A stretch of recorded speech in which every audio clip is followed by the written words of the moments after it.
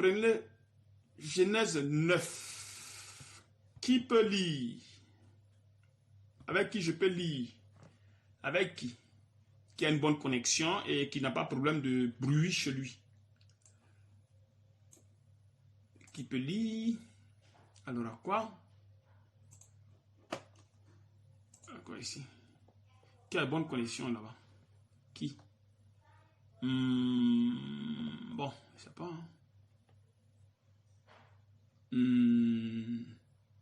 Ali, là, tu as la bonne connexion chez toi. Hein?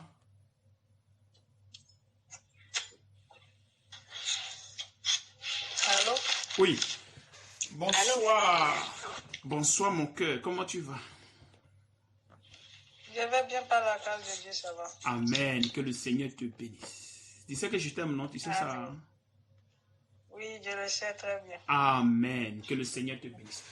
Prends Genèse 9.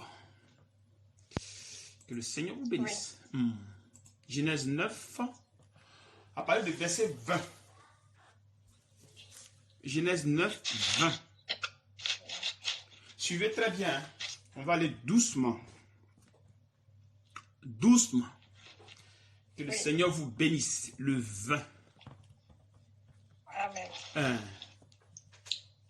Noé commença à cultiver la terre. Oui. Et planta de la vigne. Si. Il but du vin, s'enivra et se découvrit au milieu de sa tente.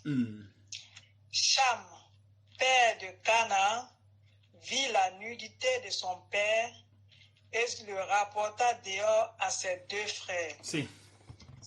Alors, Sam et Japheth prirent le manteau, le mirent sur leurs épaules, marchèrent en reculant et couvrirent la nudité de leur père. Oui. Comme leur visage était détourné, ils ne virent point la nudité de leur père. Oui.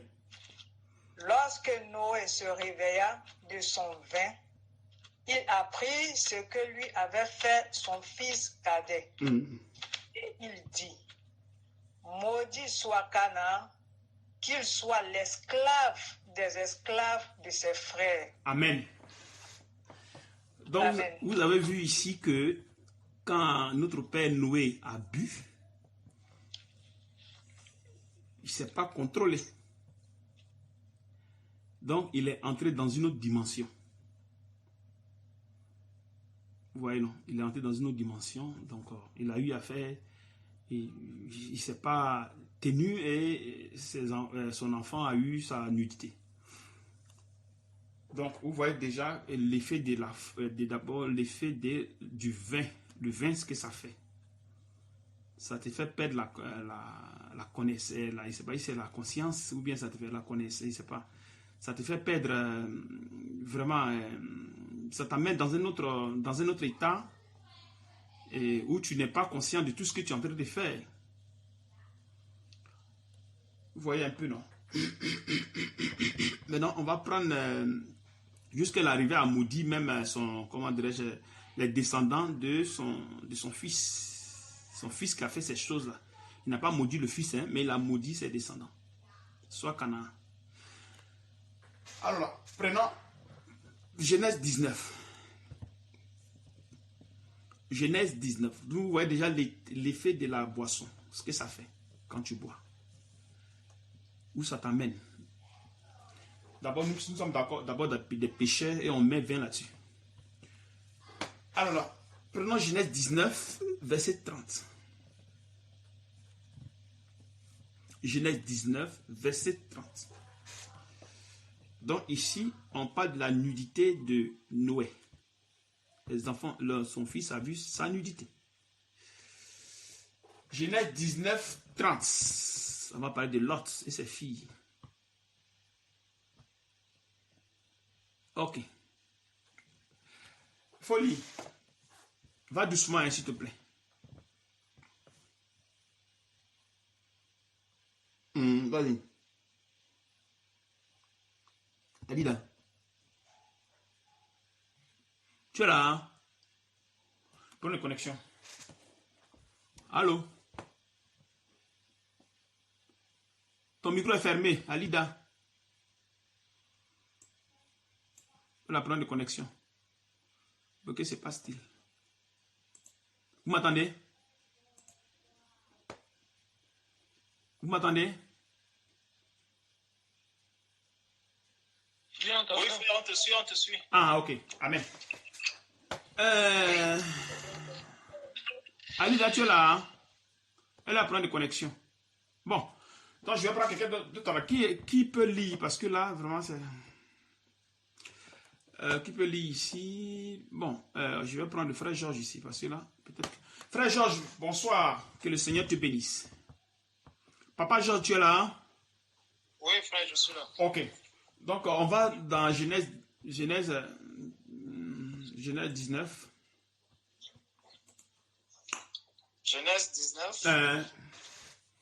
Lot et ses enfants, verset 30. Je commence? Va doucement, frère. Ok. Lot quitta Tsoar pour la hauteur. Oui. Et se fixa sur la montagne avec ses 2 filles. Oui. Car il craignait de rester à Tsoar. Il habita dans une caverne, lui et ses 2 filles. Verset 31. L'aîné dit à la plus jeune, notre père est vieux et il n'y a point d'homme dans la contrée pour venir vers nous. Selon l'usage de tous les pays. Verset 32. Viens, faisons boire du vin à notre père et couchons avec lui afin que nous conservions la race de notre père. Verset 33. Elles firent donc boire du vin à leur père cette nuit-là, et l'aîné alla coucher avec son père. Il ne s'aperçut ni quand elle se coucha, ni quand elle se leva. Verset 34. Le lendemain, l'aîné dit à la plus jeune, voici, j'ai couché la nuit dernière avec mon père. Faisons-lui boire du vin encore cette nuit et va coucher avec lui afin que nous conservions la race de notre père. C'est terrible. Verset 35. Je continue? Oui, frère, oui, vas-y. Verset 35. Elles firent boire du vin à leur père encore cette nuit-là, et la cadette alla coucher avec lui. Il ne s'aperçut ni quand elle se coucha, ni quand elle se leva. Les 2 filles de Lot devinrent enceintes de leur père. Verset 37. C'est terrible. L'aîné enfanta un fils qu'elle appela du nom de Moab. C'est le père des Moabites jusqu'à ce jour. Amen. Verset 38. Amen, frère. Que le Seigneur te bénisse. Amen. Donc, nous voyons ici encore que ces 2 filles-ci ont monté un coup donnant de la boisson à leur papa. Et le père, ils sont allés coucher avec le père sans qu'ils ne s'en rendent compte. Donc, vous voyez déjà l'effet encore du vin, ce que ça fait. Il ne s'est pas rendu compte, il ne sait pas qu'est-ce qu'ils ont fait là-bas, s'ils l'ont blagué, parce que normalement, une personne, même si on dit, même si tu dors dans ton sommeil, on ne peut pas, même si on te donne le vin, mais tu vas te réveiller. Donc, comment ils se sont arrangés, bon, là, ou bien ils ont bu ensemble, puis on lui a dit non, bois encore, puis il a bu, bon, là, il ne sait pas. Mais je ne pense pas que, bon, si on l'a aussi forcé, bon, mais je ne crois pas. Mais le pauvre a bu le vin et s'est retrouvé. Ils ont fait boire le vin au père. Ça, ils ont combiné quelque chose. Mais avant même que ne boivent même cette histoire de vin, eux-mêmes ils savaient déjà que le vin c'est pas un bon truc. Donc ça pouvait faire quelque chose qui n'est pas bien, en fait. Donc, elles ont monté le coup. Elles ont fait boire le vin au père. Et ces choses comme ça, ce n'est pas du tout intéressant. Une fille qui va coucher avec son père, vraiment, là, c'est vraiment terrible, franchement. Vraiment terrible. L'autre côté aussi, notre père allait boire le vin et il ne s'est pas contrôlé. Et son fils a vu sa nudité. C'est terrible. Et ce même vin, le Seigneur n'a pas interdit le vin dans son, comment dirais-je, dans sa loi. Dans sa loi, il n'a pas interdit le vin. Quand il a donné la loi à Moïse, il n'a pas interdit le vin. Quand il a donné la loi, parce que les gens buvaient le vin. Maintenant, on va essayer de voir comment ça se fait. Prenons Deutéronome 14. Que le Seigneur vous bénisse. Prenons Deutéronome 14. Deutéronome 14. À partir du verset 22.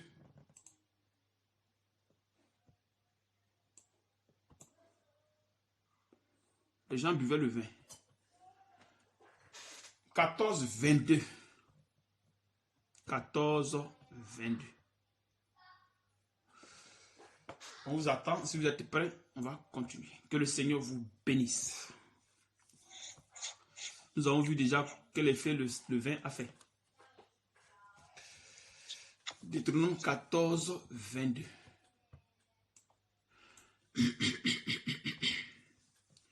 Oui, frère, vas-y, va doucement. Amen. Que le Seigneur te bénisse, mon bien-aimé.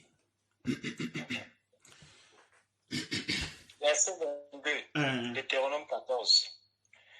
Tu lèveras la dîme de tout ce que produira ta semence, de ce que rapportera ton champ chaque année.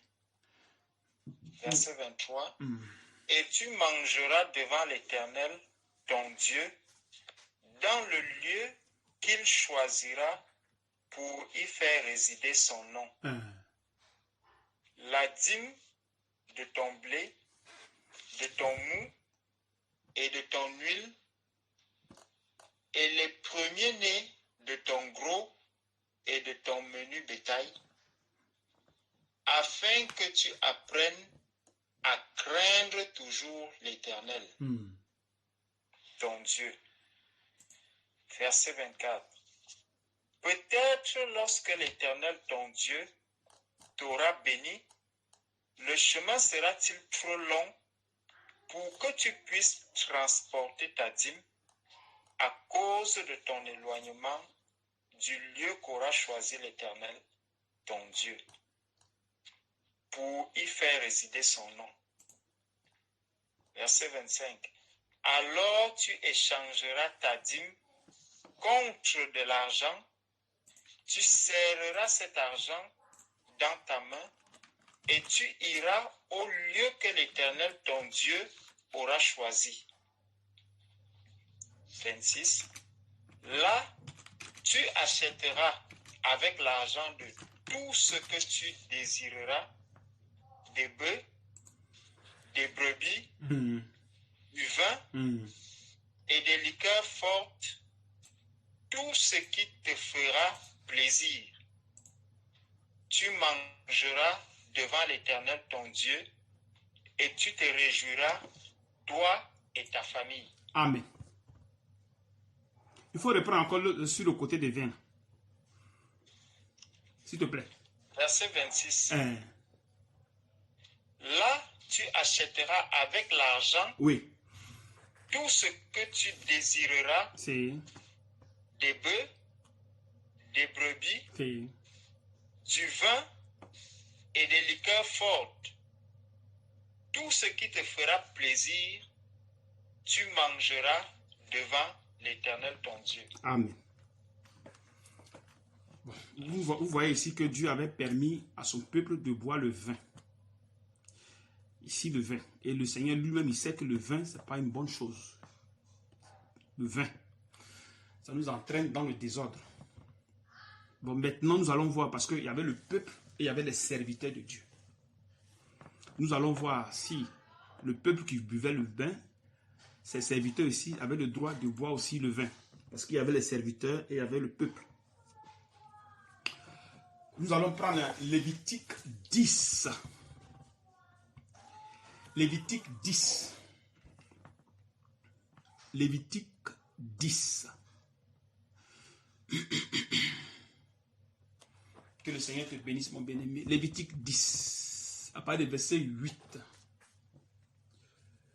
Lévitique 10, à partir du verset 8.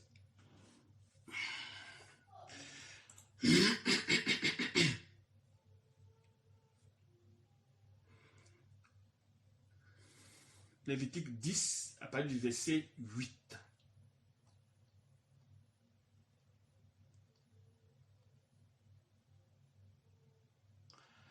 Lévitique 10, 8. Vous y êtes, les bien-aimés. Que le Seigneur vous bénisse. Lévitique 10, 8.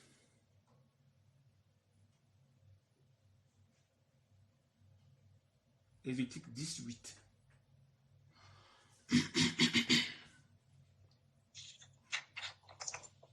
Vas-y, frère. Amen.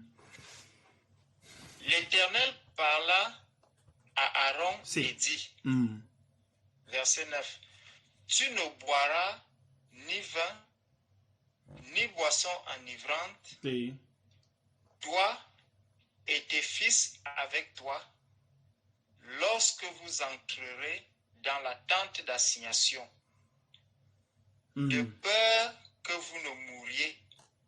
Ce sera une loi perpétuelle parmi vos descendants, afin que vous puissiez distinguer ce qui est saint de ce qui est profane. Voilà. Amen. Ce qui est impur de ce qui est pur.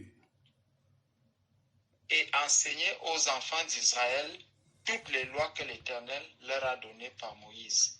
Amen.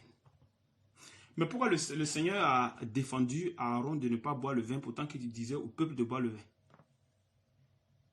Quel était pourquoi il interdisait à Aaron de ne pas boire le vin? Dès qu'il met le pied dans comment dirais-je? Il n'a pas dit de ne pas être saoulé. Il dit non, ne bois même pas, ne touche même pas ça. Quand tu seras dans ce lieu-là. Il pouvait boire. Il pouvait dire il faut boire un peu, mais il ne faut pas être saoulé. Mais il dit non. Ou bien c'est pas ça. C'est moi je me trompe.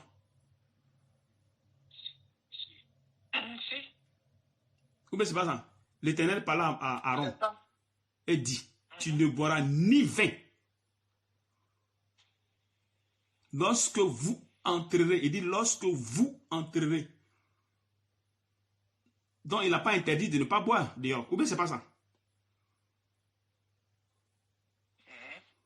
Vous êtes là, frère. Vous me suivez? Oui, frère. Effectivement. Voilà. Donc ça veut dire qu'il pouvait boire dehors. Oui. Mais avant que tu n'entres ici, là, il ne faudrait pas que on sente la boisson sur toi. Ou bien il ne faut même pas même que ça soit dans ton ventre. Donc le problème c'est quoi? C'est qu'avant qu'il n'arrive, peut-être qu'il va faire un jour. Avant que le jour d'entrer dans le truc n'arrive. Parce que s'il boit maintenant qu'il entre, le Seigneur saura qu'il a bu. Donc c'est-à-dire qu'il ne faudrait pas qu'il soit en contact même avec le vin. Pas du tout. Donc si c'est un gars qui boit, il a bu soit aujourd'hui qui doit entrer, aujourd'hui nous sommes vendredi, qui doit entrer peut-être dimanche, samedi, il arrête. Comme ça il est bien, puis maintenant dimanche, allez, il va vers le Seigneur. Mais s'il boit samedi, bon, on saura qu'il a bu quand même quelque chose. Donc, le Seigneur lui dit de ne même pas boire, de ne pas boire. Maintenant, pourquoi il lui disait ça? Pourquoi il lui dit de ne pas toucher la boisson du tout? Parce que nous-mêmes, nous avons vu la boisson, l'effet que ça donne. Ça t'amène dans l'inconscience. Et tu peux faire du n'importe quoi. Donc, c'était pour distinguer les choses ici. Tu vois, non, distinguer les choses. Bon, quand même, on peut quand même boire. puis quand même distinguer quand même, sans toutefois aller jusqu'au niveau où ça va t'amener dans tous les sens. Ou bien c'est pas ça? Allô? Oui, frère. Oui, oui. Oui, on peut boire un peu seulement, non? Ou bien c'est pas ça? En fait, quand je comprends déjà au niveau de Aaron ici, ça dépend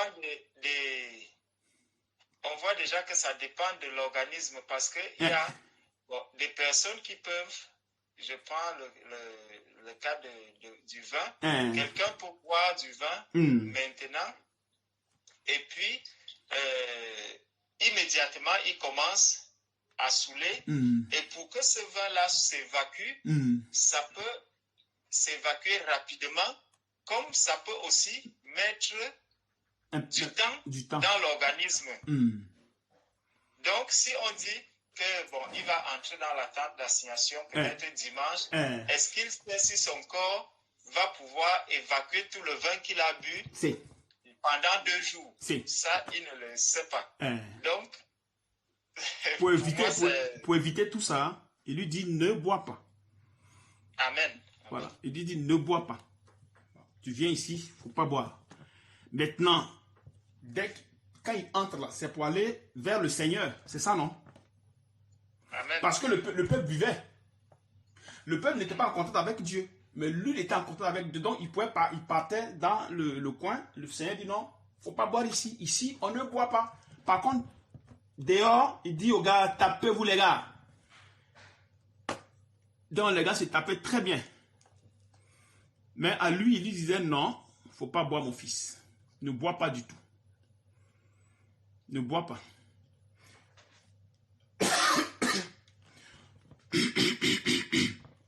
Maintenant, nous allons lire quelques versets, les petits versets ici. Lisons Habakkuk 2. Habakkuk 2.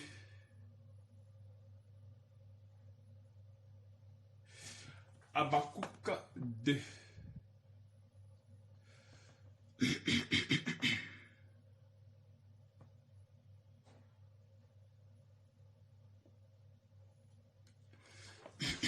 Que le Seigneur vous bénisse et qu'il vous fortifie. Que le Seigneur vous bénisse et vous fortifie.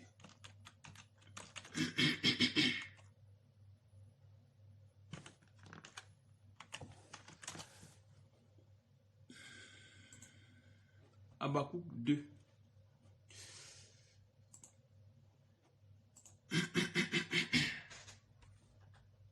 Vous êtes là, hein? Frère, tu lis Habakkuk 2, 15. Amen. Habakkuk chapitre 2, verset 15. Malheur à celui qui fait boire son prochain. Oui. À toi qui verse ton outre et qui l'enivre, afin de voir sa nudité. Ok. Il dit malheur et qui s'enivre, afin de voir sa nudité. Nous avons vu l'autre côté, notre père qui a bu le vin et il ne s'est pas contrôlé. Et les enfants ont vu sa nudité. Ici maintenant le Seigneur, il dit malheur. Et maintenant, nous avons lu cette histoire de, comment dis-je, Lévitique, où il a interdit à Aaron de boire le vin. Il a interdit.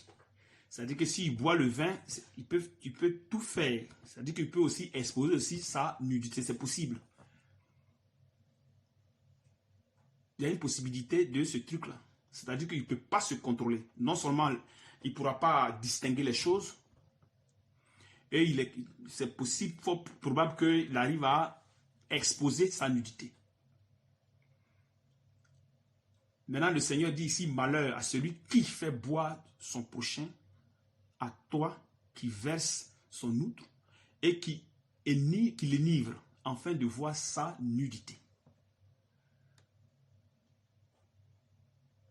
Maintenant, nous allons prendre Exode 20, verset 26. 20, 26. De voir sa nudité. Donc, c'est-à-dire que si on boit, on est exposé à ces choses-là. C'est-à-dire qu'on va dans une autre dimension où on peut exposer sa nudité. On peut exposer beaucoup de choses. On peut faire beaucoup de choses sans s'en rendre compte. Nous savons que la nudité, ce côté-là, c'est la partie honteuse. C'est quelque chose que Dieu a caché, que nous-mêmes on cache, qu'on n'expose pas. Et si quelqu'un arrive à exposer cette partie, c'est que la personne n'est pas consciente, ou bien la personne elle est folle. La personne est folle. Ou bien elle a bu, donc elle n'arrive pas à se contrôler. Prenons Exode 20, verset 26. 20, 26. Exode 20, 26. Que le Seigneur vous bénisse. Exode 20, 26.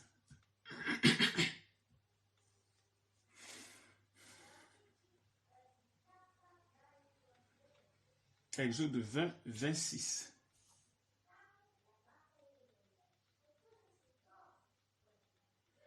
Exode 20, 26. Vas-y mon frère. Amen.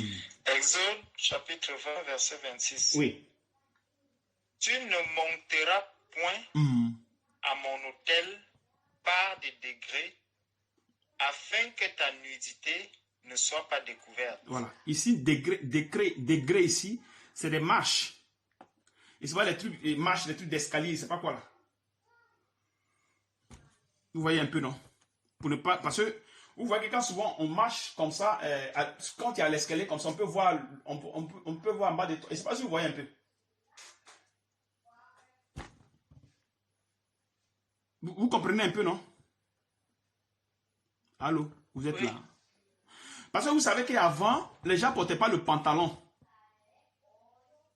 Les gens avaient des boubous. Maintenant, vous me suivez? Les gens avaient le boubou. Donc, pour ne pas voir la nudité, il dit, tu ne monteras point à mon autel par des degrés. On va lire... attends, il y a un truc ici, il y a un truc ici, un instant. On va voir ici, un instant ici. Je vais voir la version ici. Alors, quoi ici? C'est quoi ici?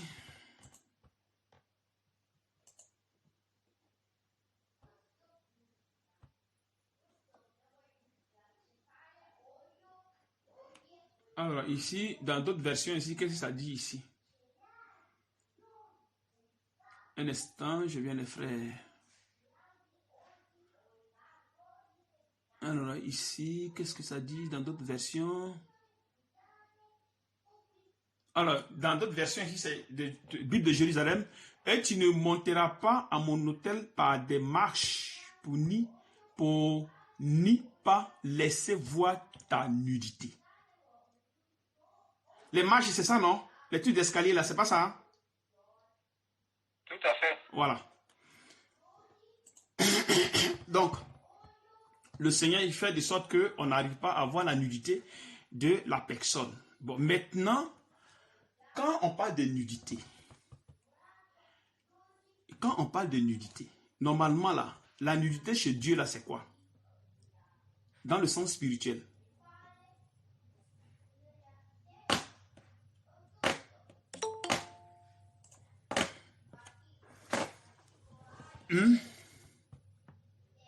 Alors, quoi? On va lire Naoum 3:5.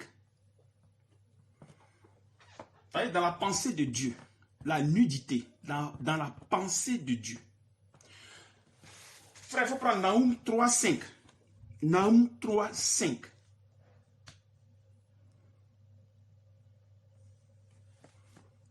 Naoum 3:5.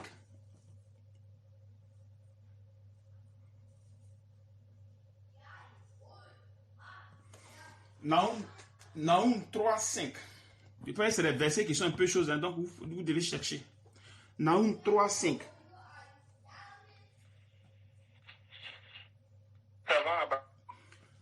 Naoum 3, 5. Vas-y, frère, si tu es là. Amen.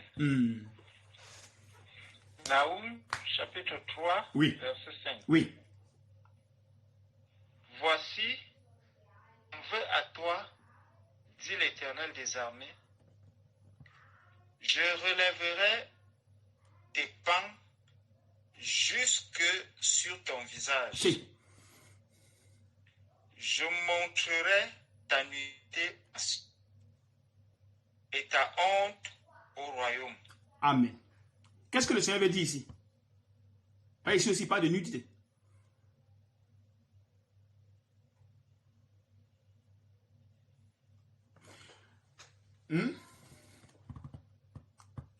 Alors, allons aussi dans le verset Lamentation 1.8. Lamentation 1.8.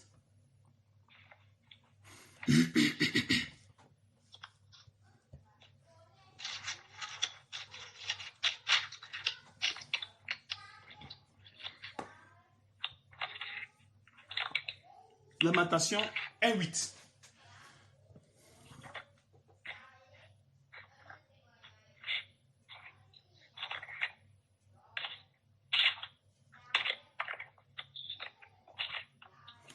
Lamentation 1.8. Que le Seigneur vous bénisse. Lamentation 1.8.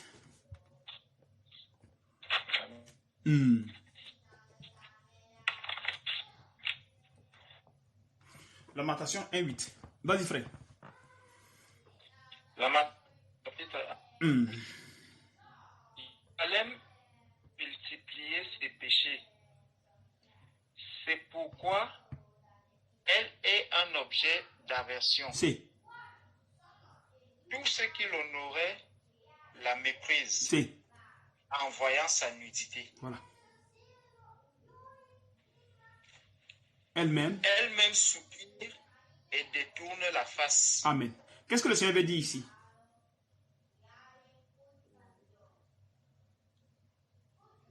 C'est-à-dire quand il parle de nudité, il parle de quoi? Selon toi, frère.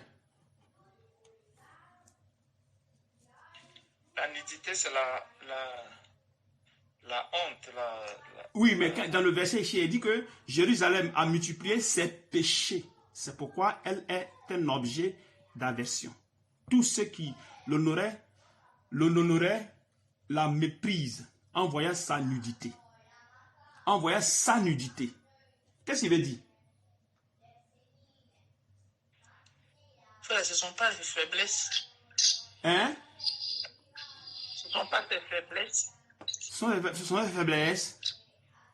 Yeah. Je dis ça, ce n'est pas les faiblesses. Quand le Seigneur dit qu'on est nu devant lui, il veut dire quoi par là? Dans le cadre, on est impur. Hein, tu dis? L'impureté. Quand le Seigneur dit que... Dans le cadre de l'Église, en fait, c'est le Saint-Esprit. Quand il parle de nudité, c'est le Saint-Esprit. Comment ça, c'est-à-dire? Quand il dit, par exemple, à l'Église que pourtant tu es nu dans le livre d'Apocalypse. Tu parles de... Bon, alors, Apocalypse 3, 17. Allons la voir. Allons doucement, hein, pour qu'on comprenne ces choses-ci.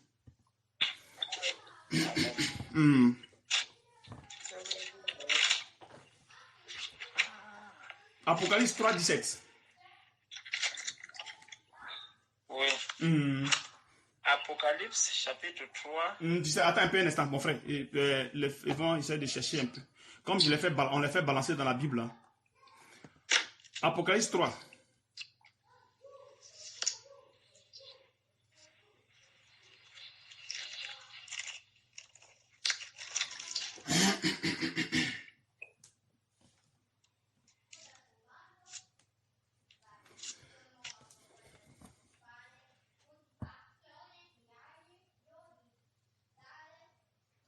Vous êtes là, hein?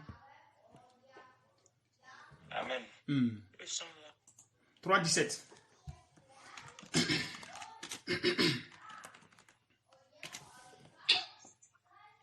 Ma fille est en train de bavarder là-bas. Qu'est-ce qu'elle est en train de dire? Petit fils. Vas-y, frère. Amen. Donc, je lis juste le verset 17 où je commence au... Bon, vas-y où tu peux commencer. Pour qu'on comprenne un peu. Verset 14. Écrit à l'ange de l'église de Laodicée. Voici ce que dit l'Amen. Le témoin fidèle et véritable. Le commencement de la création de Dieu. Je connais tes œuvres, verset 15. Je sais que tu n'es ni froid ni bouillant. Puisses-tu être froid ou bouillant? Ainsi, parce que tu es tiède et que tu n'es ni froid ni bouillant, je te vomirai de ma bouche. Parce que tu dis, verset 17, je suis riche, je me suis enrichi et je n'ai besoin de rien. Et parce que tu ne sais pas que tu es malheureux, misérable, pauvre, aveugle et nu, je te conseille d'acheter de moi de l'or éprouvé par le feu, afin que tu deviennes riche, et des vêtements blancs, afin que tu sois vêtu, et que la honte de ta nudité ne paraisse pas. Amen. Qu'est-ce qu'il veut dire par là ici? Ici, justement, il est en train de dire, d'après ce que je comprends, que l'église de Laodicée croit ce que tout le monde croit aujourd'hui, que tout le monde a le Saint-Esprit. Et pourtant, c'est une église qui a besoin justement d'être revêtue. Le vêtement, ce vêtement, c'est le Saint-Esprit. C'est le Saint-Esprit qui vient habiter à... Si, c'est le Saint-Esprit, il prend pour revêtir la personne, c'est pas ça. Hein? Amen. Maintenant, la nudité, là, c'est quoi? Pour ne pas qu'on voie ta nudité. Quand le Saint-Esprit vient nous revêtir, quand le Seigneur nous pardonne, il nous vient dire, bon, mes enfants, venez à moi, croyez à moi, vous aurez la vie éternelle. Qu'est-ce qu'il est en train de faire ici? Il nous appelle. Oui, il nous appelle. Mais quand il nous appelle, on est chargé. Il nous dépouille. Donc, qu'est-ce qu'il... Oui, il nous dépouille. Voilà, maintenant qu'il nous dépouille de quoi? De tout péché. Voilà, donc c'est le péché. C'est le péché. Donc, allô? Oui, frère. Alors, donc on vient à lui, quand il vient à lui, et qu'il nous revêtit, il cache ce qu'on avait, qui était le péché. Je ne sais pas si vous comprenez un peu. Amen. Est-ce que vous suivez un peu, Vous suivez un peu? On te suit, frère. Vous comprenez, si vous ne comprenez pas, dites-moi, et puis on va aller doucement pour comprendre ça, parce que c'est un peu compliqué. Voilà pourquoi il essaie de bouger pour qu'on arrive à faire le truc, non? Vous comprenez? Non. Oui. Frère, moi, j'ai pas... Donc, frère, il faut relire le dernier verset de Apocalypse 3 là-bas. Oui. Donc, il est dit, il dit ici que c'est le verset 17. Donc, je suis riche, je me suis enrichi et que je n'ai besoin de rien. Et parce que tu dis, et parce que tu ne sais pas que tu es malheureux, misérable, pauvre, aveugle et nu, je te conseille d'acheter de moi de l'or éprouvé par le feu, afin que tu deviennes riche, et des vêtements blancs, afin que tu sois vêtu, et que la honte de ta nudité ne paraisse pas. Voilà. Afin que la honte de ta nudité ne paraisse pas. Quand nous venons à Christ, et qu'il pardonne nos péchés, est-ce que c'est possible qu'on vienne exposer nos péchés? C'est pas souvent une honte pour nous? Souvent, il y a d'autres qui confessent, ils disent que non, je ne veux pas confesser devant les gens. Est-ce que vous ne comprenez pas quelque chose? Si. Vous suivez ce que je dis? Vous suivez? Vous voyez souvent que, voilà, souvent quand tu veux confesser comme ça, d'autres disent non, il ne faut pas exposer ce que je vais dire parce que c'est comme ça, c'est comme ça, c'est comme ça, c'est comme ça. C'est-à-dire qu'on ne veut pas exposer ce que nous avons comme péché.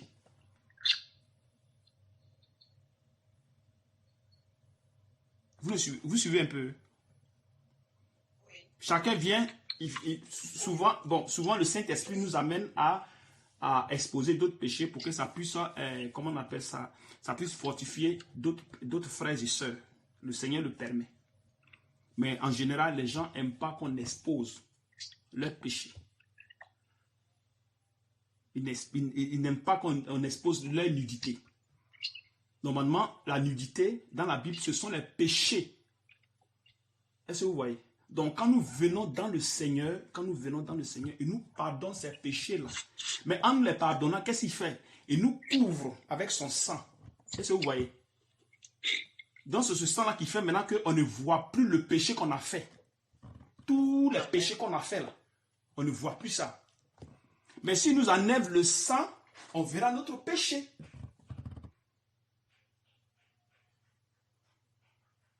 C'est pour cette raison qu'il veut nous couvrir de la robe blanche. Pour ne pas qu'on voie la nudité, les péchés qu'on a eu à faire. C'est ce qu'il dit à l'église ici, l'église là. De venir acheter des trucs. Pour ne pas qu'ils soient nus. Est-ce que vous suivez un peu?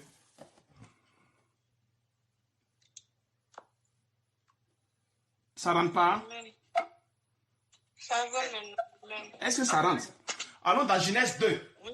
On va aller doucement pour qu'on comprenne ça. On va aller doucement. Allons dans Genèse 2.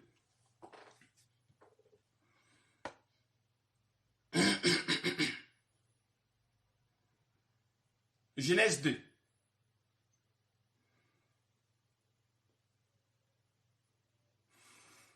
À partir du verset 23. Si on doit revenir encore là-dessus, on va revenir là-dessus pour jusqu'à ce qu'on arrive à bien saisir.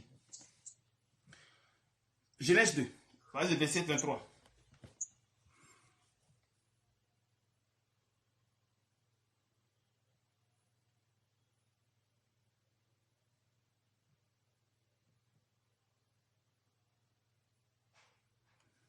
Vas-y frère, tu es là, hein?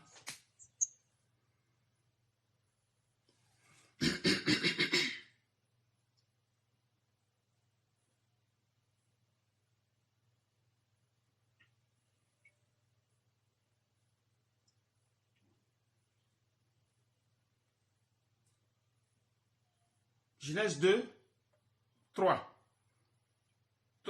Frère, tu peux lire 23, pardon.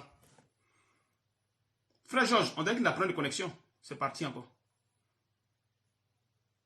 Mon micro était coupé. Ah, ok, d'accord. Vas-y, frère. Genèse chapitre 2, verset 23. Vas-y doucement, frère, pour qu'on comprenne un peu ces choses-ci. Et l'homme dit, voici cette fois celle qui est os de mes os, oui, et chair de ma chair. Oui.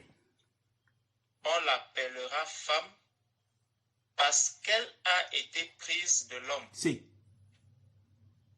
C'est pourquoi l'homme quittera son père et sa mère et s'attachera à sa femme, oui, et ils deviendront une seule chair. Oui. Verset 25. Oui. L'homme et sa femme étaient tous deux nus. Oui. Et ils n'en avaient point honte. Voilà. Ici, il dit qu'il n'en avait point honte. La femme, les deux étaient nus, mais ils n'avaient pas honte. Comment vous comprenez ici là? L'homme et sa femme étaient nus, mais ils n'avaient pas honte. Il n'avait aucun péché. Tu dis? Il n'avait aucun péché. Amen. Est-ce que vous comprenez? Vous comprenez maintenant quelque chose? Oui, frère. Les deux n'avaient pas honte. Même s'ils sont nus, mais ils n'ont pas honte parce qu'ils n'ont pas de péché. Vous suivez? Maintenant, on lit Genèse 3. On va aller doucement pour comprendre ça, ce truc-là. Parce que j'ai demandé au Seigneur de nous aider pour que vous compreniez, sinon. Genèse 3.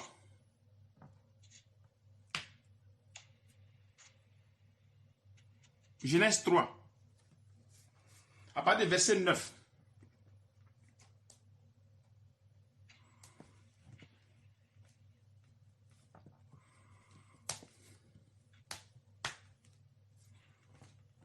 Genèse 3, à partir du verset 9. Amen. Genèse 3, à partir du verset 9. Vas-y, frère. Genèse 3, à partir du verset 9. Oui. Mais l'Éternel Dieu oui. appela l'homme si. et lui dit, si. Où es-tu? Il répondit, si. J'ai entendu ta voix dans le jardin si. et j'ai eu peur parce que je suis nu. Voilà. Vous voyez? Il dit, j'ai eu peur parce que je suis nu. Et je me suis caché.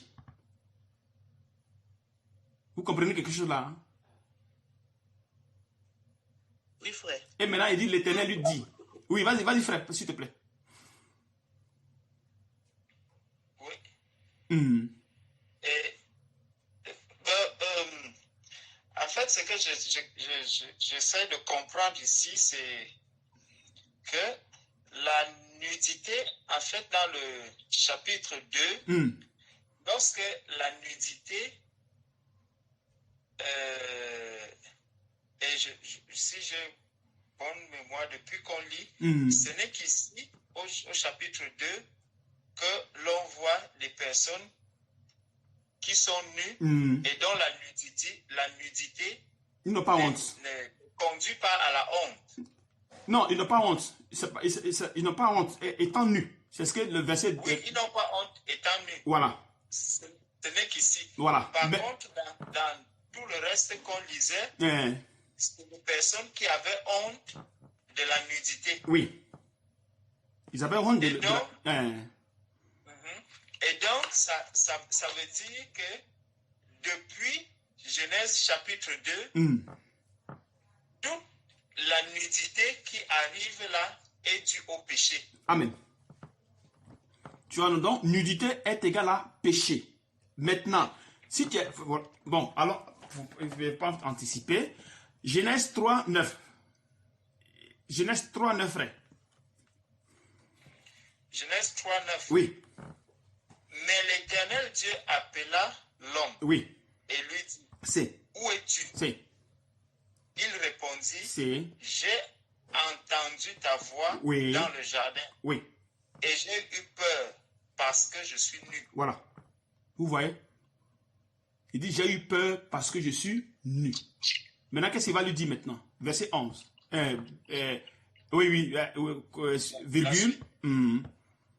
Et je me suis caché. Voilà. Et l'Éternel Dieu dit, qui t'a appris que tu es nu?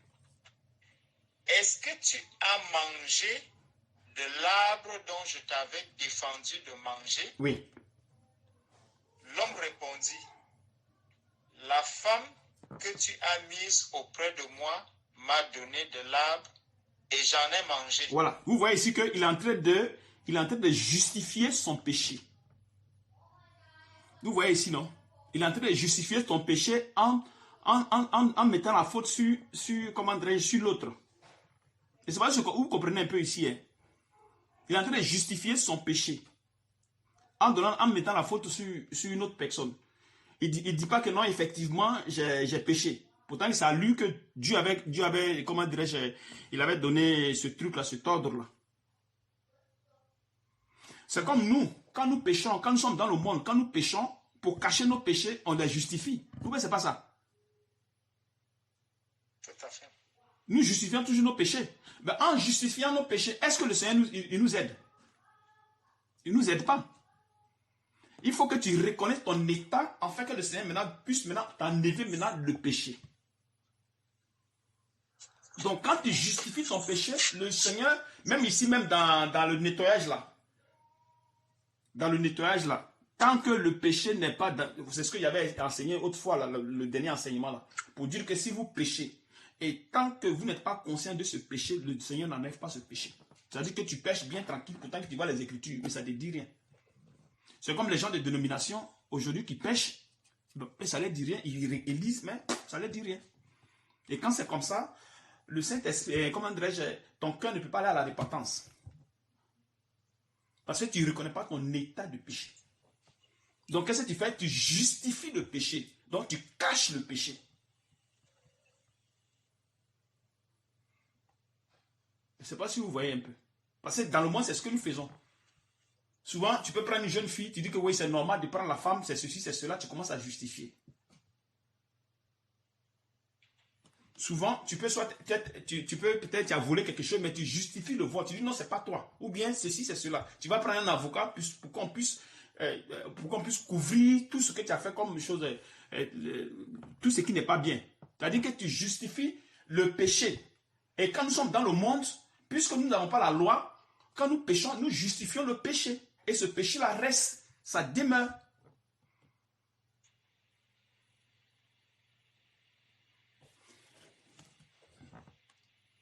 Est-ce que vous comprenez?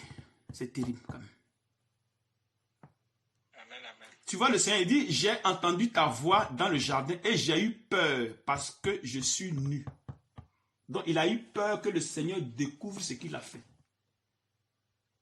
C'est la même chose avec nous. C'est-à-dire que nous, on ne veut pas qu'on découvre nos péchés quand nous sommes dans le monde. Donc, à chaque fois, on justifie ce péché-là. En justifiant ce péché, on le protège. On protège ce péché. Quand vous voyez que... C'est pour ça que raison, la boisson n'est pas bonne. Parce que la boisson t'amène à ce qu'on découvre ta nudité. La boisson, quand vous buvez. Quand vous buvez, que vous partez, ça vous amène dans tous les sens. Vous pouvez exposer votre nudité. En exposant votre nudité, ce n'est pas déjà une bonne chose. C'est la raison pour laquelle le Seigneur n'a pas voulu qu'on boive la boisson. C'est-à-dire la boisson, on ne doit pas boire la boisson. Parce que si on boit la boisson, on peut exposer notre nudité. Et à partir de là, il peut y avoir beaucoup de choses. C'est-à-dire, si ce n'est pas seulement la nudité que tu exposes, tu peux exposer aussi beaucoup de choses avec la boisson. C'est-à-dire, quand tu prends la boisson, tu peux même avoir des paroles qui ne sont pas bonnes. Des paroles vaines, des actions qui ne sont pas bonnes. Donc, comme ça, tu fais un boulevard de péché. Donc, tu exposes ta personne. Je ne sais pas si vous comprenez un peu. En exposant ta personne, tu donnes accès au péché. Bon, maintenant, un enfant qui est, comment on appelle ça? Un enfant de Dieu, qui veut se sanctifier, est-ce qu'il peut être en contact avec la boisson?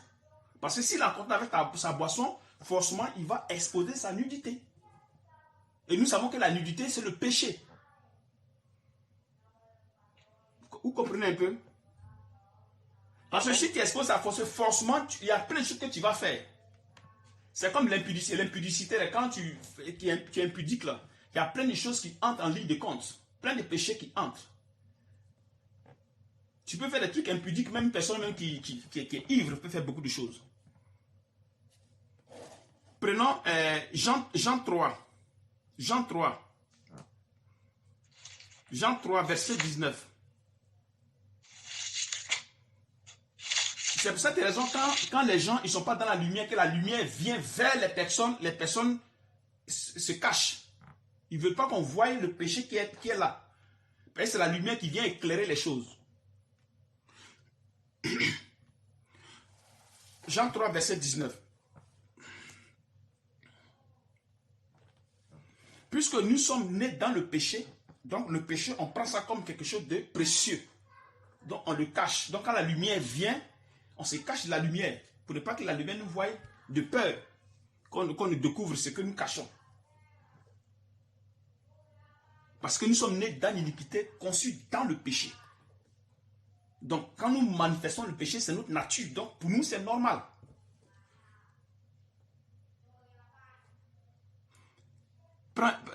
Jean 3, 19. Amen. Jean 3, 19, frère. Jean 3, verset 19. Et ce jugement, c'est que la lumière étant venue dans le monde, les hommes ont préféré les ténèbres à la lumière. Parce que leurs œuvres étaient mauvaises. Verset 20. Car quiconque fait le mal est la lumière et ne vient point à la lumière, de peur que ses œuvres ne soient dévoilées. Voilà. Maintenant, Adam, pourquoi elle avait peur? Parce qu'il avait péché. Oui, mais il y avait aussi il a péché, donc il n'a pas voulu que le Seigneur découvre son péché. Et c'est pas si vous comprenez un peu. Hein.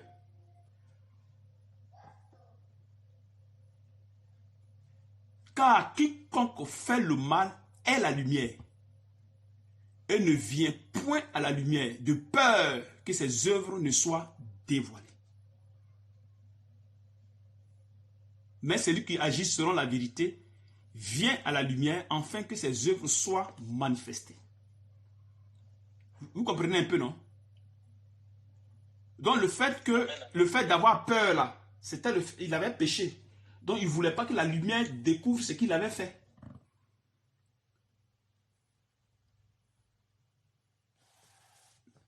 Vous suivez? Amen. Il faut que le Seigneur nous aide, franchement. Allons maintenant dans le verset maintenant de Ephésiens 5, 18. Ephésiens 5, 18.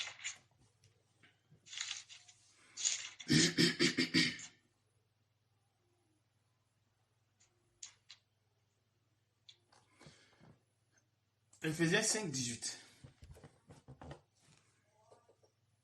Faut attendre un peu, un frère, pour qu'on puisse...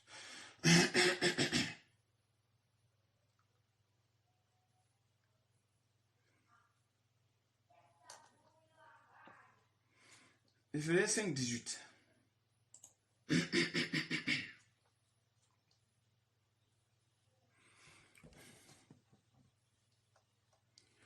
Vous êtes là, frère. Ephésiens 5, 18. Amen. Vas-y, frère. Ephésiens chapitre 5, verset 18. Ne vous enivrez pas de vin, c'est la débauche. Soyez au contraire remplis de l'esprit, entretenez-vous des psaumes,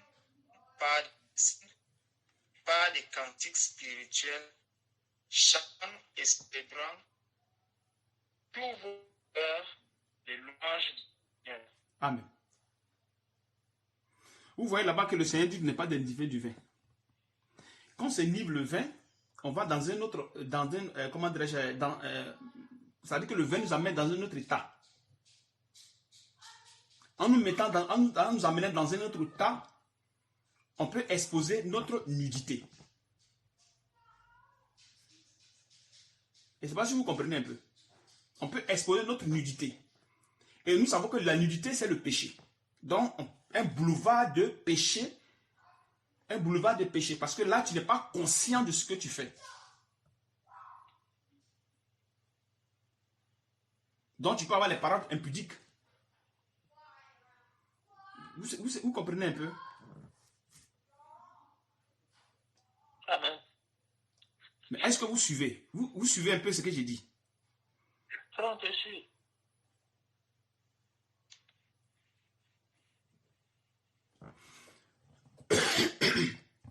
Parce que les gens disent que ce verset-là, ce verset d'Éphésiens 5, là, pour eux, on ne doit pas être saoulé.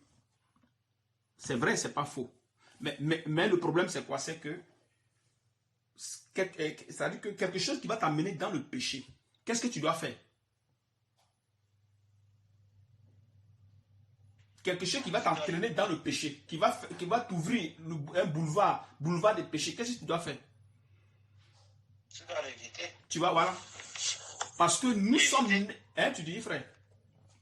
L'éviter. Voilà, parce que nous sommes nés, nous sommes des pécheurs. Donc pour éviter ce genre de choses, c'est mieux que tu t'en éloignes.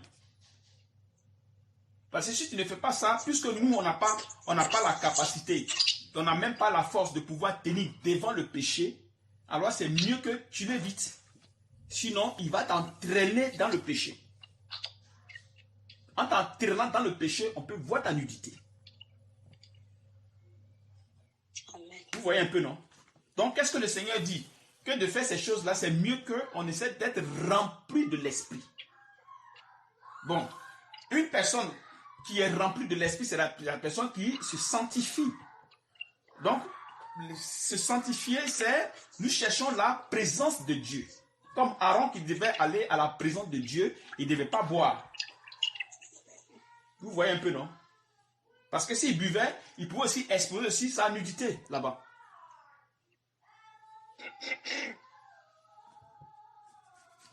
Vous comprenez? Il pouvait exposer sa nudité. De l'autre côté, il pouvait exposer sa nudité. Donc le Seigneur aussi nous fait comprendre ici que, puisque Paul dit de marcher selon l'esprit, en fait que nous n'accomplissons pas les désirs de la chair, donc tout ce qui est de la chair, tout ce qui peut manifester les désirs de la chair, il faut qu'on s'en éloigne. Pour qu'on puisse s'attacher maintenant, comment dirais-je, à l'esprit qui va construire en nous la justice de Dieu. Parce que là, nous sommes maintenant devant la face du Seigneur. Parce que quand l'esprit vient habiter dans le corps du chrétien. Donc c'est pour cette raison que le Saint-Esprit ne va pas dans la chair, mais va comment dirais-je, dans l'être intérieur. Et c'est dans l'être intérieur qu'il se construit. Il construit la justice. Donc vous voyez que de l'autre côté, il y a le péché, et là, il y a la justice. Et c'est à partir de l'intérieur maintenant, l'intérieur commence à jaillir à l'extérieur, pour que ça puisse nettoyer le péché qui est dans la chair. Donc, si tu es en contact avec le vin peut t'entraîner dans le péché. Ça peut t'entraîner, ça peut t'ouvrir un boulevard, afin que tous ces péchés-là puissent entrer. Vous suivez un peu? Amen. Frère, si. Lorsqu'ici, il dit, ne vous enivrez pas de vin, c'est de la débauche. Si. Bon. Comme tu nous avais demandé de méditer un peu dessus, et en méditant, j'ai vu que là, il définit un peu le fait de s'enivrer. Il dit, ne vous enivrez pas de vin, c'est de la débauche. Si. Donc, maintenant, qu'est-ce que la débauche? On voit que dans la débauche, il y a l'impudicité, il y a la fornication, il y a l'adultère. Ça veut dire que tout ce qui vient de la chair, c'est-à-dire les désirs de la chair. Voilà, amen. Quand nous lisons Galates 5, quand nous lisons Galates 5:15, vous allez voir les envies, toutes ces choses-là sont là-bas. La séduction. Vas-y, frère. Et donc, en poussant encore le raisonnement plus loin, le Seigneur nous dit dans Matthieu chapitre, je crois que ça doit être Matthieu 15, où il dit que c'est du cœur que viennent les mauvaises pensées, les impudicités, les pousses et toutes les choses. Donc, ça veut dire que et même il dit que si tu convoites seulement dans ton cœur, si tu convoites une femme, tu as déjà commis l'adultère avec elle. Donc, seulement, on comprend donc que l'adultère vient déjà du fait qu'on a convoité. Donc, la pensée est allée vers une femme et pour Dieu, j'ai déjà commis l'adultère.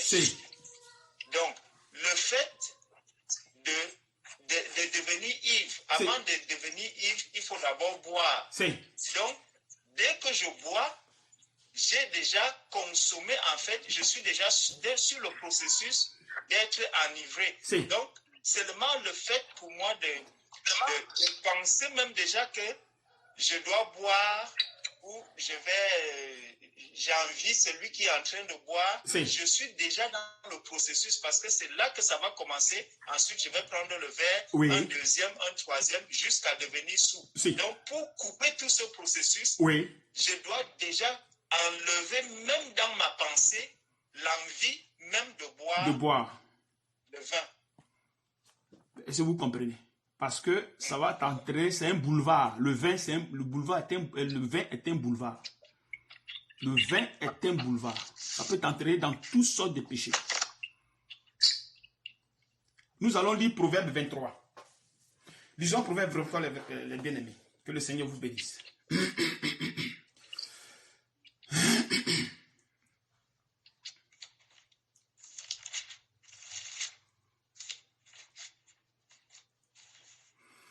Proverbe 23.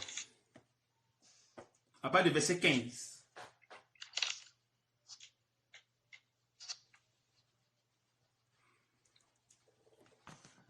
Proverbe 23, 15.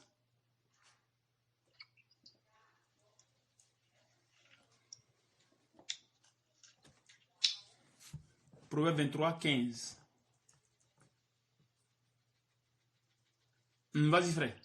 Si tu es dispo. Proverbe chapitre 23, 15. Proverbe chapitre 23, verset 15. Mon fils, si ton cœur est sage, mon cœur à moi sera dans la joie. Verset 16. Mes entrailles seront émues d'allégresse quand tes lèvres diront ce qui est droit. Verset 17.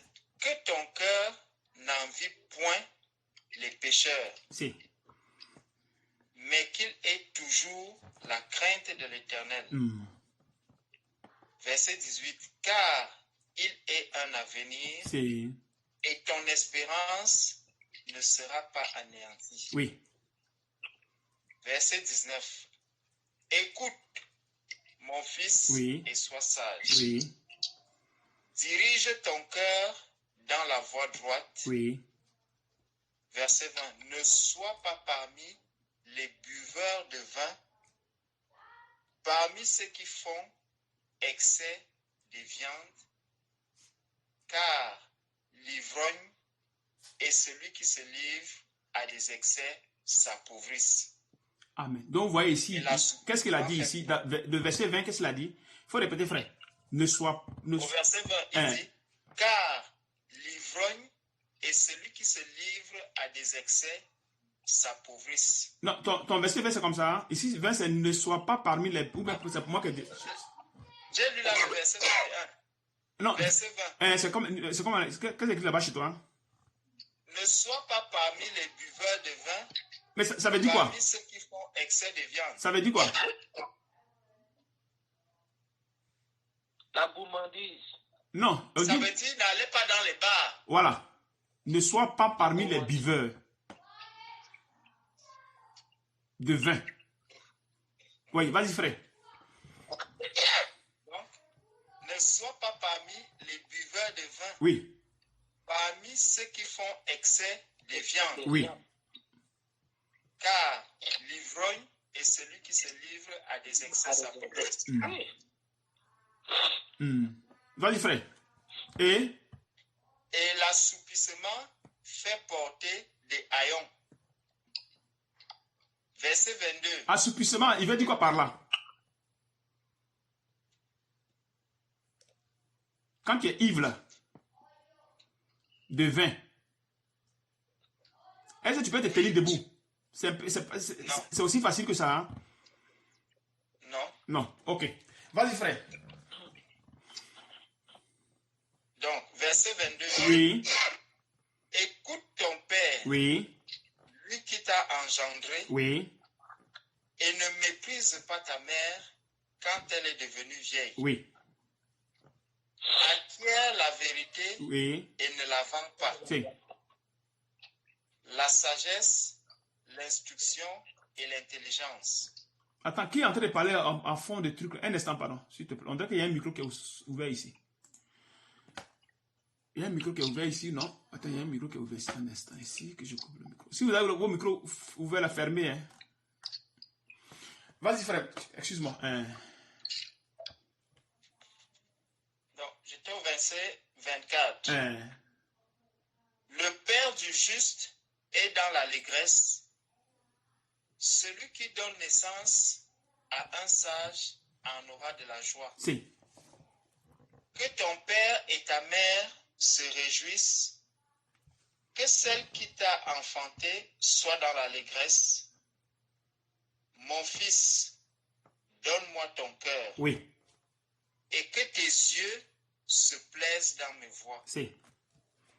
Car la prostituée est une fosse profonde et l'étrangère un puits étroit. Quand le père dit de lui donner notre cœur, il veut dire quoi?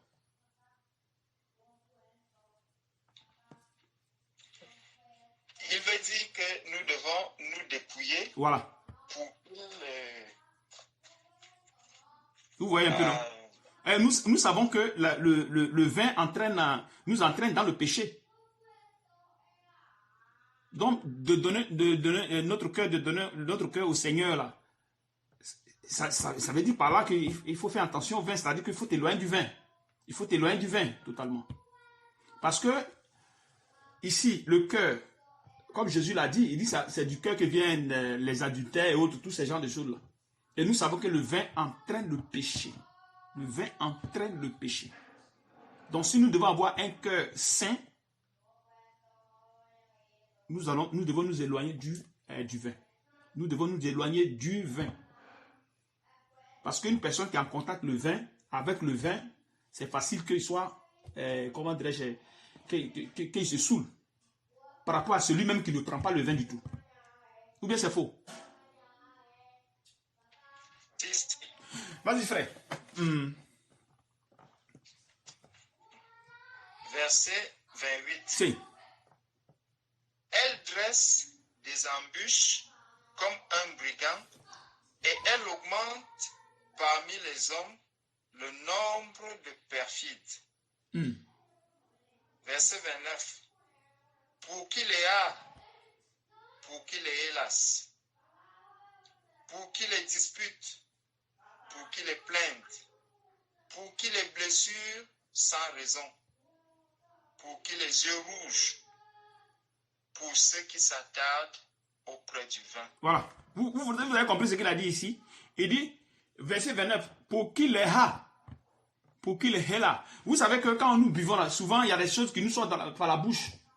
Ces paroles-là, qu'on ne contrôle même pas. On ne sait même pas ce qu'on dit. Puis, les disputes, souvent, les plaintes, des paroles qui n'ont pas de sens. Tu peux même te blesser parce que là, tu n'arrives pas à te contrôler. Et vas-y, frère.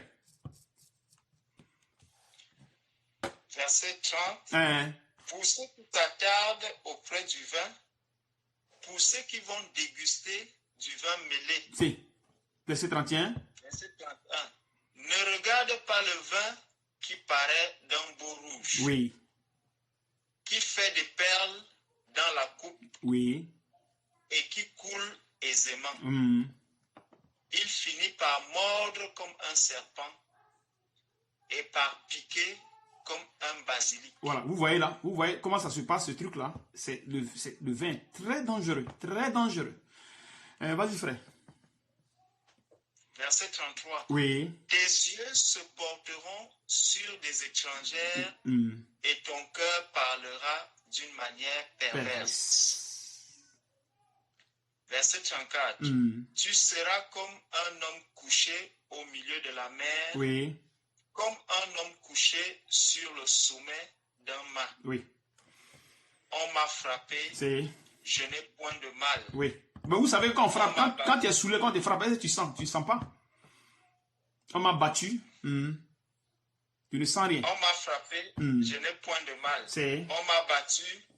Je ne sens rien. Quand me réveillerai-je? J'en veux encore. Voilà. Amen. Amen. Vous voyez comment le vin dérange l'homme. Allons-y dans Ecclésiaste 2, verset 1. Que le Seigneur vous bénisse. Ecclésiaste 2, verset 1.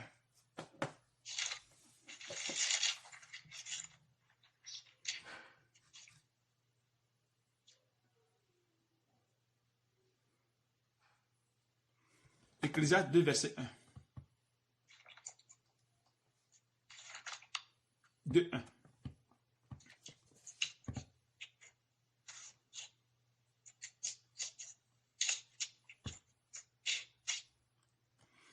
Ecclésiaste 2, 1. C'est bon? C'est bon, les gars? C'est frère, c'est bon? Ecclésiaste 2, 1. Eh, vas-y, frère. Ecclésiaste 2, verset 1.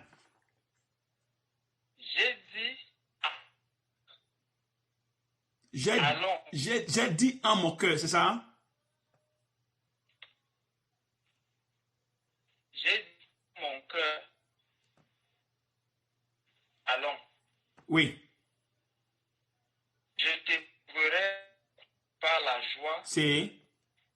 Et tu goûteras l'honneur. Oui. Et voici, c'est encore là une vanité. Une vanité. J'ai dit du rire. Oui. Insensé. Oui. Et de la joie. Oui. À quoi sert-elle? Oui. Verset 3. Je résolus en mon cœur de livrer ma chair au vin. Voilà. Donc, ça dit qu'une personne qui boit, qu'est-ce qu'il fait? Qu'est-ce qu'elle fait, cette personne? Elle livre sa chair au vin, c'est pas ça?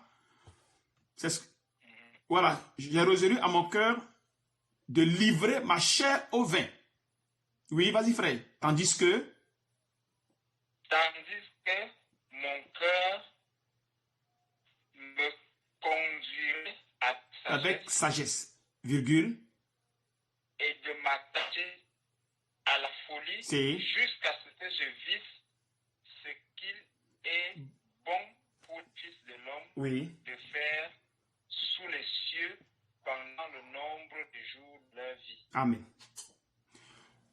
Vous voyez que ici, là, quand il dit ici que j'ai résolu à mon cœur de livrer ma chair au vin. Et nous savons que nous ne sommes plus dans la chair. Nous devons marcher selon l'Esprit de Dieu. Et nous cherchons à enlever le péché en nous. Nous gênons, nous prions, nous gênons, nous prions, nous gênons, nous prions. Mais est-ce que nous allons encore continuer à livrer notre chair au vin? Nous devons encore le faire. Vous êtes là, frère? Nous devons encore le faire. C'est vrai qu'avant, le Seigneur laissait les gens boire, machin, oui, ça c'était dans la chair. Parce que c'est à partir de la chair, il cherchait Dieu. Mais c'était impossible de chercher Dieu avec la chair. Par la chair, tu cherches Dieu, ça ne fonctionne pas. Et nos parents, même eux tous, ils ont échoué. Maintenant qu'aujourd'hui, nous quittons maintenant la chair pour maintenant aller comment dirais-je, avec le Seigneur. C'est-à-dire que nous sommes maintenant dans la présence de Dieu. Donc pour être dans la présence de Dieu, on ne peut pas être dans la présence de Dieu avec la chair. La chair, c'est le péché. Donc nous quittons la chair pour s'attacher à Dieu. Donc nous allons dans la présence de Dieu. Mais en allant dans la présence de Dieu, on doit laisser tous ces désirs de la chair. Raison pour laquelle quand nous sommes avec le Seigneur maintenant, nous devons nous dépouiller de toutes ces choses. Donc, on ne doit plus prendre plaisir au niveau de la chair. Non, on ne doit plus le faire. Raison pour laquelle, quand vous avez les désirs de la chair pour les manifester, Dieu dit non. C'est même avec le sexe. Quand vous partez avec votre femme, ce n'est plus pour manifester les désirs de la chair. Non, ça c'était avant, ça existait. Parce qu'on était dans le péché.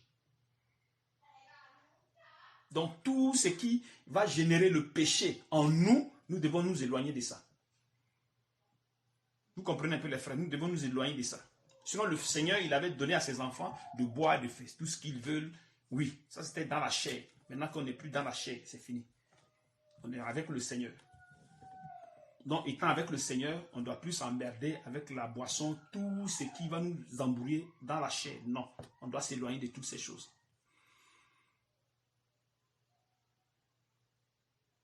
Quand nous lisons Ecclésiaste 9, 7, va, mange avec joie ton pain et bois gaiement ton vin.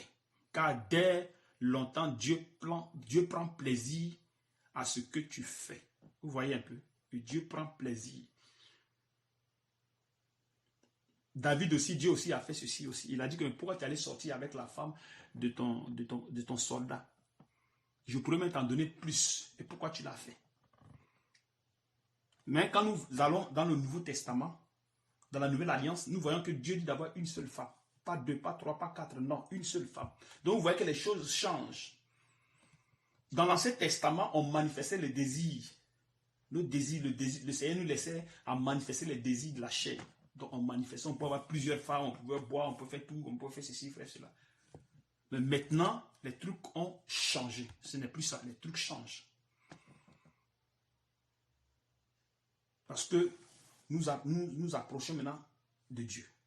Donc, en s'approchant de Dieu, il faut qu'on se sanctifie. En se sanctifiant, il faudrait qu'on s'éloigne de toutes ces choses.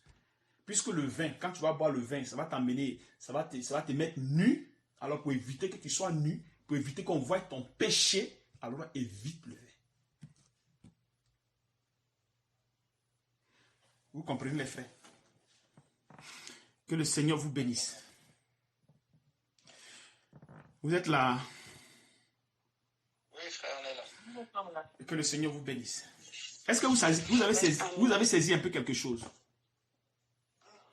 Oui. Vous avez saisi? Oui, on a saisi. Parce que c'est calme aujourd'hui, hein? C'est calme comme ça, je ne sais pas. Vous voulez continuer à boire un peu de vin, hein? C'est ça, hein? Non. Ah. Si vous voulez continuer à boire le vin, si vous voulez continuer à boire le vin, il n'y a pas de souci. Sinon, le vin, c'est pas un bon truc, donc on doit s'éloigner de ce truc de vin là, qui n'est pas bien, qui peut nous fatiguer. Maintenant, on va prendre 1 Timothée 3. 1 Timothée 3. Que le Seigneur vous bénisse. 1 Timothée 3.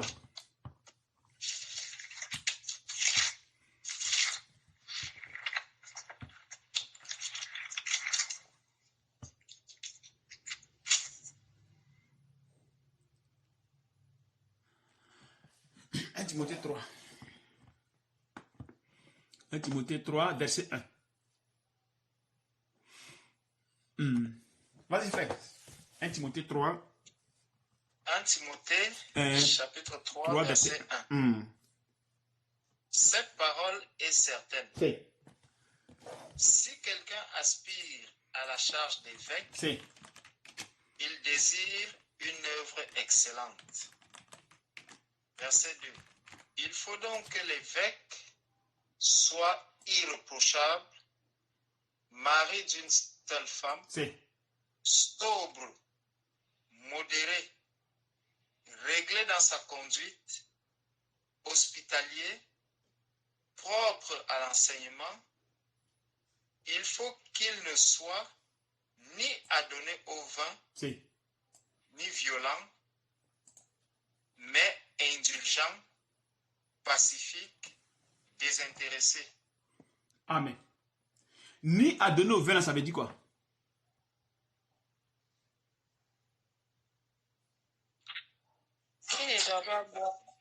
Vous dites?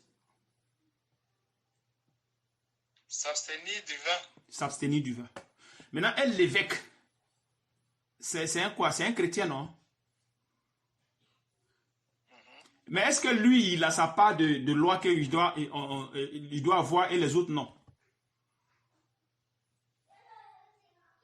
L'évêque. Non. C'est un serviteur de Dieu, non? Amen. C'est un conducteur, non? C'est pas ça, hein? C'est ça. Et les conducteurs, vous savez que les conducteurs sont les modèles. Amen. Comme Paul avait recommandé à Timothée, ils sont les modèles. Donc, ce sont ces modèles-là qui transmettent qui transmettent leur truc, leur manière de vivre aux autres, aux frères qui viennent. Vous voyez un peu nos frères. Donc, si l'évêque ici ne doit pas, il doit s'abstenir du vin, alors à toi, chrétien, tu dois t'abstenir du vin. Parce que beaucoup disent que non, c'est seulement l'évêque, mais c'est faux. L'évêque n'a pas sa loi à lui, non, parce que ce sont les dévanciers. Donc c'est normal. Vous avez vu ici quand le Saint-Esprit a dit que je vais vous transmettre la foi que j'ai en moi, je vais vous transmettre cela. Vous avez suivi ça, non? Amen. Voilà. Donc je vous transmets mon modèle. Je vous transmets la foi, je vous transmets ce que je suis. Tu vois, non? Donc moi je suis ici, dit les gars, buvez, alors vous allez boire.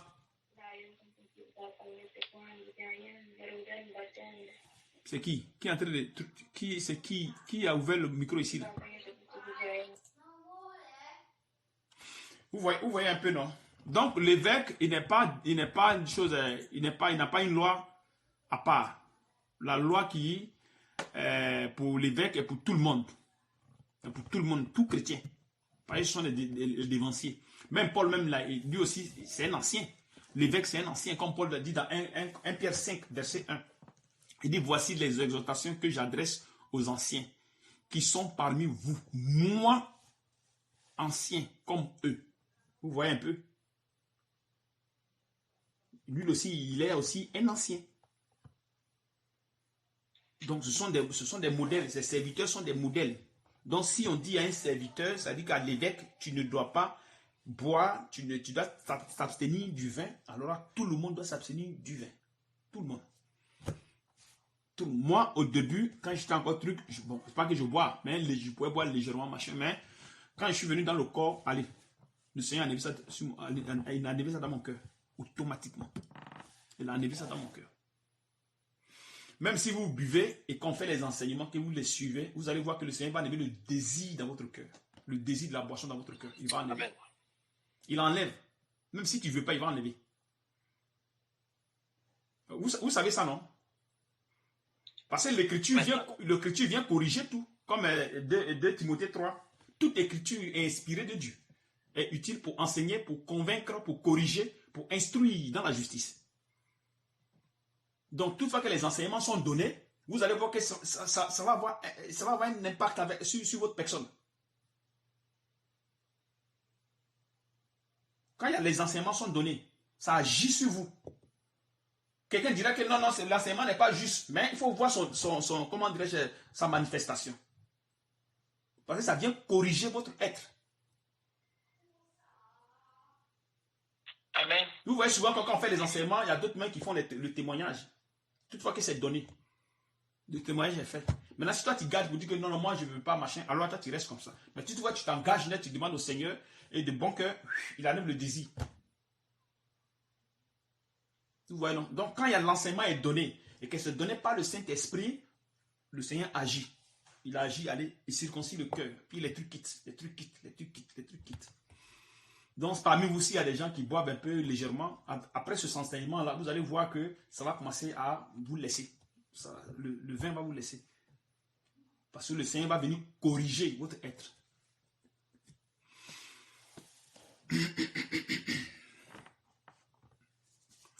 Que le Seigneur vous bénisse. Donc, le vin, on ne boit pas le vin. Un chrétien ne boit pas le vin. Moi, le Seigneur m'a interdit le vin. Une goutte de vin, bière, rien ici à la maison. Donc, si vous buvez le vin à la maison, à table, machin, éloignez-vous du vin à partir d'aujourd'hui.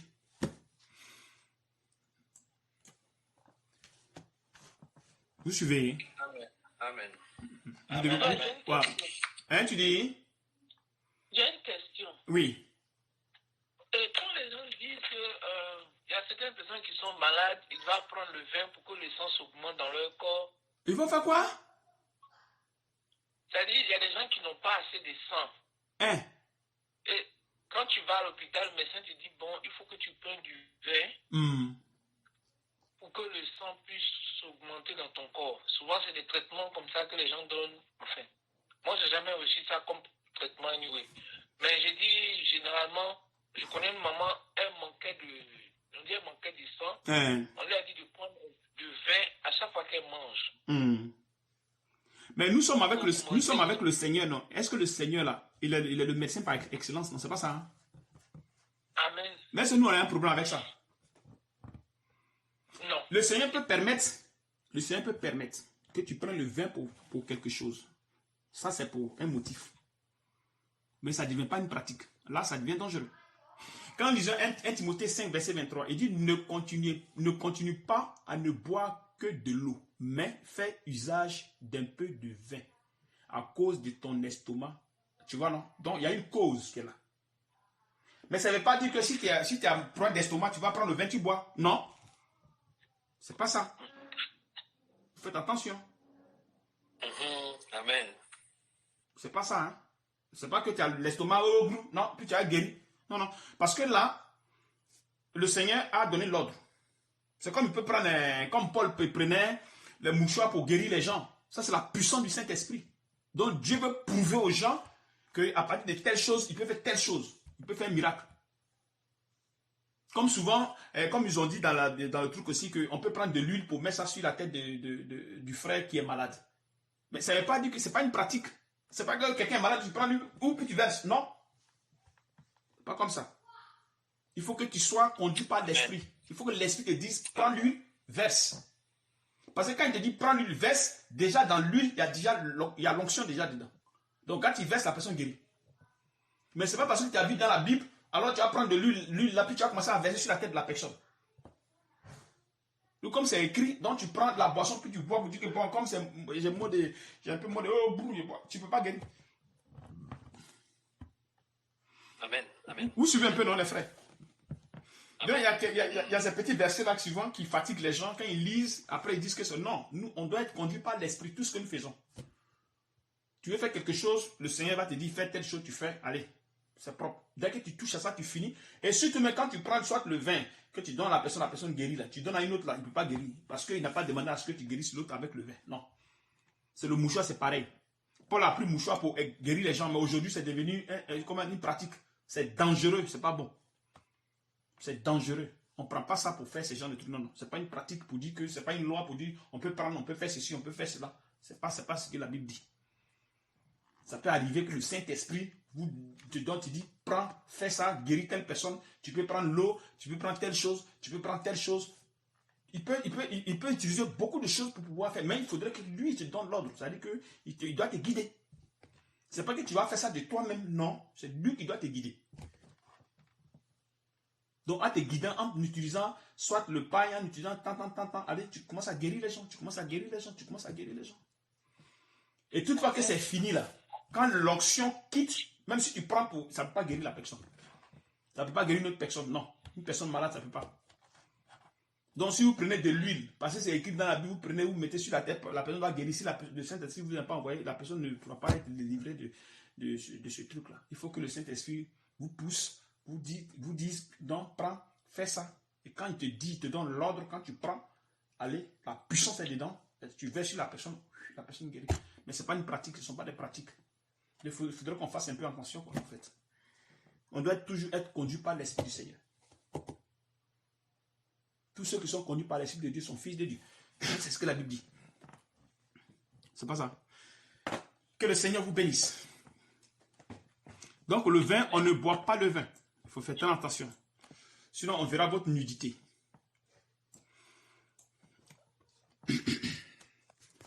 Une question?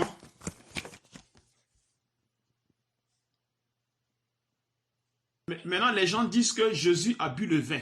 Alors, nous, on doit boire le vin. Vous voyez comment les gens raisonnent. Même si Jésus a bu le vin, Jésus, il est Dieu et il n'était pas glorifié. Attention. Jésus n'était pas glorifié. Après, quand il est mort, là, il a été glorifié. Donc, il va dans une autre dimension. Il faut faire attention à ces propos, façon souvent, ce n'est pas des bonnes choses. On ne va plus le connaître comme on l'a connu avant. Dans la chair, c'est fini. Ce n'est pas le Jésus, ils vont venir chicoter, frapper, non. Cracher sur lui. Non, non, non, ça n'existe plus. On essaie de lire Matthieu, voir. Matthieu 26. Essayons de lire Matthieu 26, voir. C'est un peu trop long, hein, mais on va couper. On va lire à partir du verset 28. Ceux que le temps peuvent lire tout le truc, mais on va lire un peu Matthieu 26, à partir du verset 28. À partir du verset 28.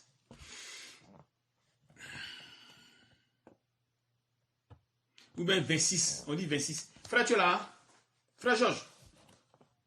Papa Georges, tu es là? Hein? Oui, frère. Oui. Vas-y. Oui, je suis là. Oui, verset 26.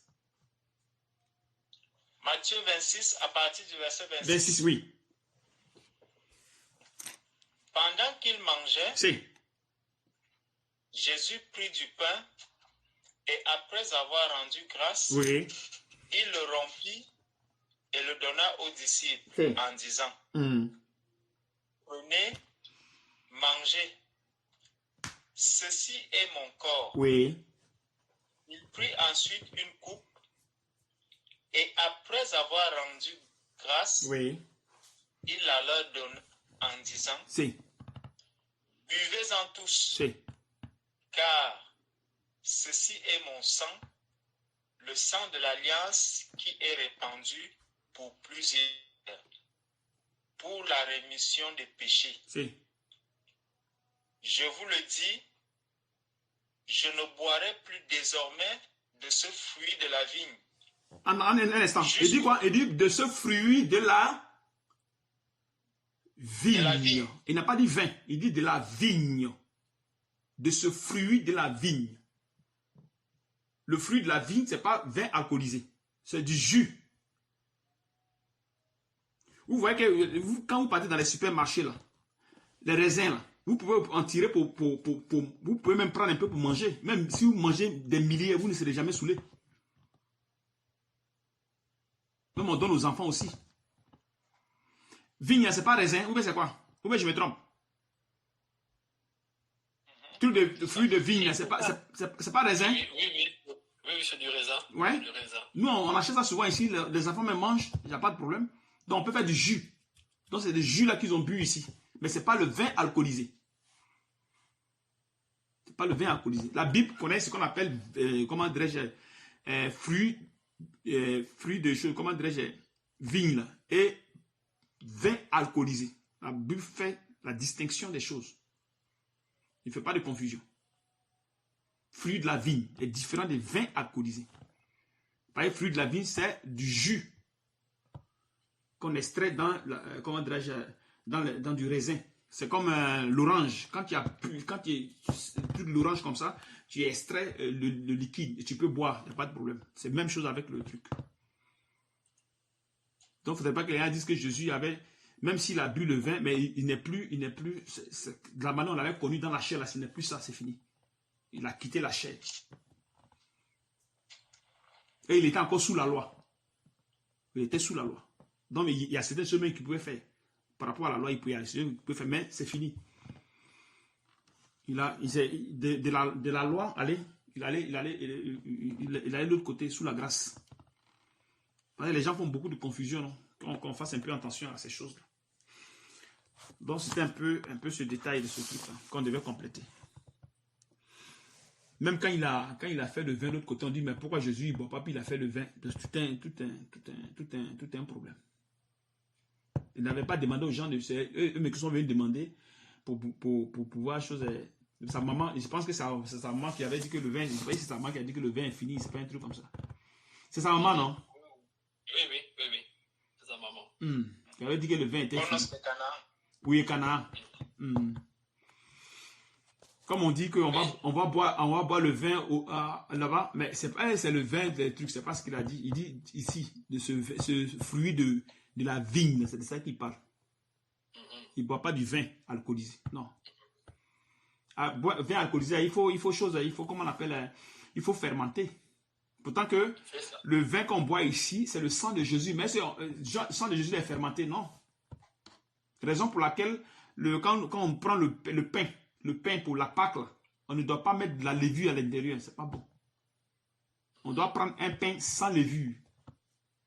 Parce que c'est le corps de Christ. Un pain sans levure. Et aussi le vin sans alcool. Ça veut dire que du jus. Amen. Maintenant, dans les églises, vous allez voir que les gens prennent un peu de vin, puis boivent un peu de pain, puis allez, ils mangent. Bon, c'est un désordre total au fait. Et quand tu veux prendre le truc de Pâques, il faut faire attention. Si tu es dans le péché, il faut t'éloigner. Sinon, ça va te chicoter. Si tu vois qu'il y a un péché encore qui te fatigue, que tu as été nettoyer, il ne faut même pas toucher. Il ne faut pas toucher. Il faut le laisser quand tu seras bien nettoyé maintenant, puis aller. Sinon, si tu t'en vas là, ça va te travailler bien, bien, bien.